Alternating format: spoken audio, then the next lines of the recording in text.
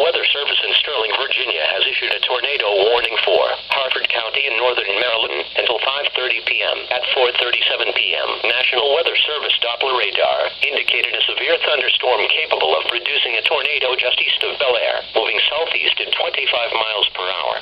Locations impacted include Perryman, Aberdeen. Take cover now. Move to an interior room on the lowest floor of a sturdy building and avoid windows. If outdoors or in a mobile home or vehicle, move to the closest substantial shelter and protect yourself from flying debris.